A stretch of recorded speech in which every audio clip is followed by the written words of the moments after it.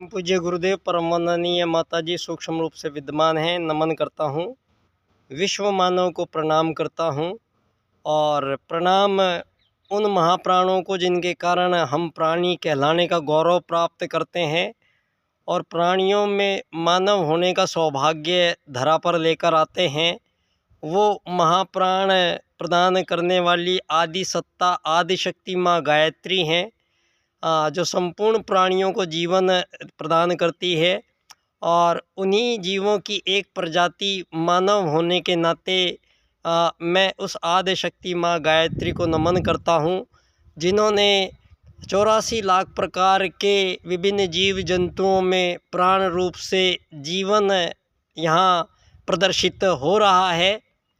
और जीवन का आगमन धरा पर अत्यंत प्राचीन काल से आया है, लेकिन गफलतों के कारण पिछले कुछ 1500 सालों में हम पर यहाँ इस भारतीय सनातन संस्कृति से पल्लवित पोषित जो पूरा संसार था, उस संसार ने एक नई करवट ली और उन्हीं हमारे ही उस आर्य भारत जहाँ से प्राचीनतम मानव जीवन का प्रारंभ हुआ, वो स्थान ये भारत भूमि। और इस भारत भूमि के प्रथम मानव धरा के आर्य यहीं भारत में जन्मे और आर्यों में से बहुत बाद में जाके सारे संसार भर में आर्यों में से ही कुछ निकाले गए अनार्य हमने जिनको कहा, जिन्होंने आर्य पद्धति को फॉलो नहीं किया, उनको आर्यव्रत क्षेत्र से आर्यों द्वारा देश निकाला दिया गया। और देश उस समय हम देश आज जिसको कह रहे हैं, संभवतः देश जब एक ही था सारे संसार भर में, और उसी संसार भर के वो आर्य की संतानें सारे संसार में जाकर बसी हैं। और काफ़ी समय बाद में वहाँ सबकी बोलचाल, भाषा, रंग रूप, खान पान, उनकी व्यवहारिक से जीवन संस्कृतियाँ थोड़ी भिन्न होती चली गई। और लेकिन अत्यंत प्राचीन काल से ही सतयुग के माध्यम से जब धरती पर मानव की उत्पत्ति हुई, तो वेद आधारित 2 वैदिक सूत्र आत्मत सर्वभूतेषु और वसुदैव कुटुंबकम, हमारे प्रथम आर्य मानव जो आए धरा पर, उन्होंने वेद सूत्रों को जाना, पकड़ा, समझा, पहचाना, चिंतन मनन और उन पर वैज्ञानिक शोध हुई। और उन्होंने ऋग्वेद का निर्माण किया। ऋग्वेद यहाँ हवा में जो मंत्र तैर रहे थे, उनको पकड़ने का, उनको प्राप्त करने का, उनको जानने समझने का जो उपक्रम यज्ञ पद्धति के माध्यम से आर्यों ने किया, और सारे संसार को सतयुग एक लंबा काल बीता, जिसमें ना कोई राजा, ना कोई प्रजा, ना कोई दंड, ना कोई दांडिक। उस सनातन भारत से सारे संसार में आज के परिप्रेक्ष्य में सारी मानव जाति भिन्न भिन्न वर्गों में, भिन्न भिन्न धर्मों में, भिन्न भिन्न संस्कृतियों में, भिन्न भिन्न भाषाओं में, भिन्न भिन्न तौर तरीक़ों से बटी हुई, और सारे संसार में मानव से कंपटीशन और युद्ध चल रहे हैं। आज ये मेरा सौभाग्य है कि उस पावन धरा पर, जिस पावन धरा पर एक वेद सूत्र का गुंजन हुआ राजनीति में, पंडित दीनदयाल उपाध्याय जी की जन्मस्थली, पंडित दीनदयाल उपाध्याय जी राजनीति के वो महापंडित, जिन्होंने विश्व राजनीति के पुनर्निर्धारण के लिए वेद सूत्र आत्मत सर्वभूतेषु का प्रयोग राजनीति में किया। और अखिल भारतीय जनसंघ के माध्यम से उन्होंने विश्व वसुधा को पुनः वो सूत्र प्रदान किए, जो सूत्र सारी मानव जाति का भविष्य तय कर रहे हैं, जिनमें प्रथम सूत्र है एकात्म मानववाद,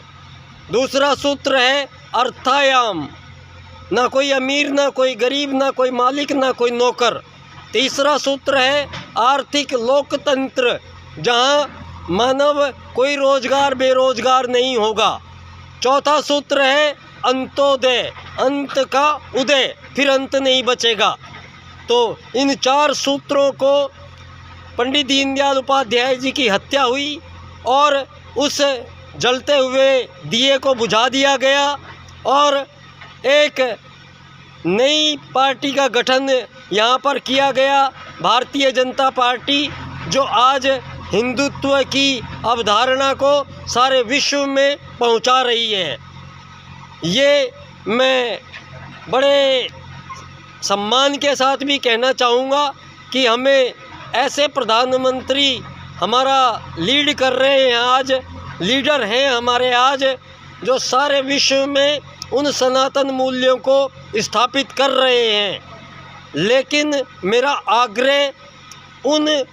4 सूत्रों पर है जो पंडित दीनदयाल उपाध्याय जी संपूर्ण विश्व की राजनीति का पुनर्निर्धारण ऐसे समय पर करते हैं जहां मानव और मानव के बीच में युद्ध, शोषण, वध, हत्याओं का एक लंबा सिलसिला चल रहा है। मेरा सौभाग्य है पिछले 18-20 साल में मैं इनके उन सूत्रों को समझ पाया और आज अपने आप को धन्य समझता हूँ। मैं इनके 4 सूत्रों को जब एक विशेष क्रम से रखकर इनका व्याख्यान करता हूँ तो सारे संसार में मानवों के बीच तमाम समस्याओं का निवारण होता है। मैं विगत 15 वर्ष से यहाँ उनके जन्म दिवस पर 25 सितंबर को और उनके हत्या दिवस 11 फरवरी को मैं अपनी व्याख्यान बाल्यकाल सेवा संस्थान के माध्यम से करता रहा और आज मेरा सौभाग्य है जो कभी अखिल भारतीय जनसंघ पार्टी पंडित दीनदयाल उपाध्याय जी ने बनाई थी, आज वो राजनीतिक पार्टी ने मुझे राजस्थान का सह संयोजक पद प्रदान किया और मुझे पंडित दीनदयाल उपाध्याय जी की राजनीति को विश्व राजनीति में रूपांतरित करने के ये 4 सूत्रों का क्रम से व्याख्यान मैं प्रत्येक उनके जन्म दिवस और उनके पुण्यतिथि पर मैं व्याख्यान यहाँ लेता हूँ। 11 फरवरी आ रही है और आप सभी को आमंत्रण देता हूँ पंडित दीनदयाल उपाध्याय जी की पुण्यतिथि पर 11 फरवरी को एकात्मवाद चौक सिवार मोड़ से एकात्मवाद यात्रा हम 11 फरवरी को पंडित दीनदयाल उपाध्याय जी की जन्मस्थली पर लाएंगे और मेरा व्याख्यान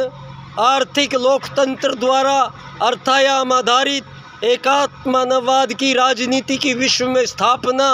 के बाद विश्व मानव को अंत्योदय की प्राप्ति होगी।